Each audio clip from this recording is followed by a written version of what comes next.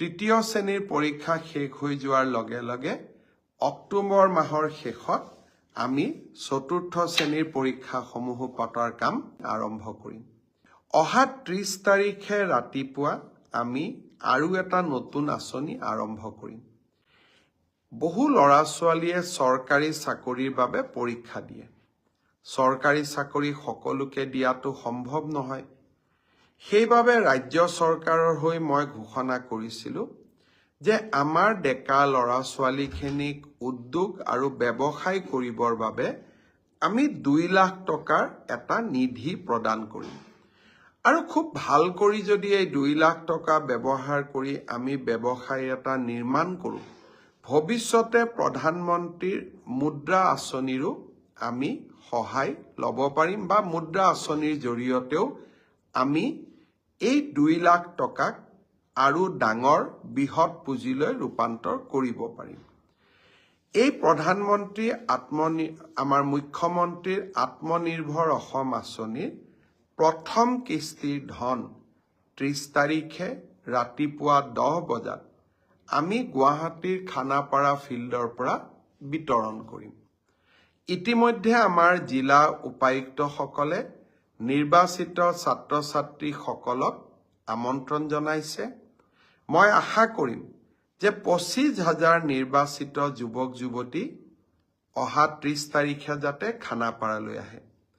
প্ৰথম আমি 75,000 টকা দিম। 3 দিনীয়া প্ৰশিক্ষণটো সমাপ্ত হোৱাৰ লগে লগে আমি আৰু 25,000 টকা নৱেম্বৰ মাহৰ ভিতৰতে এই যুৱক যুৱতীসকললৈ আগবঢ়াম। পৰৱৰ্তী এই 1 লাখ টকা কেনেকৈ ভাল কৰি ব্যৱহাৰ কৰিছে তাৰ ওপৰত ভিত্তি কৰি আমি পৰৱৰ্তী সময়ত আৰু 1 লাখ টকা যুৱক যুৱতীসকলক আমি দিয়াৰ ব্যৱস্থা কৰিম। বহুতে মোক সোধে টকাটো ঘূৰাই দিব লাগিব নেকি? 1 লাখ টকা ঘূৰাই দিব নালাগে।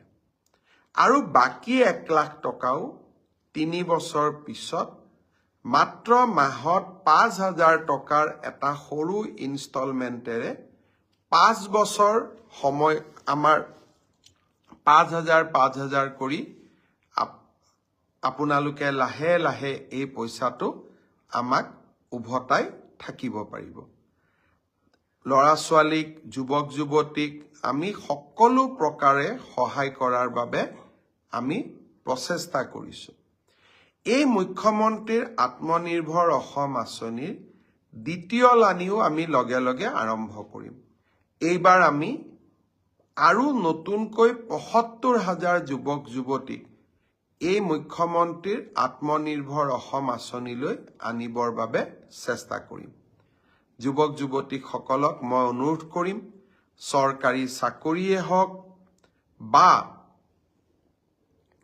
আত্মনিৰ্ভৰশীলতাই হওক, দুইটা ক্ষেত্ৰতে আমাৰ চৰকাৰে আপোনালোকৰ লগত সুন্দৰভাৱে কাম কৰি যাব।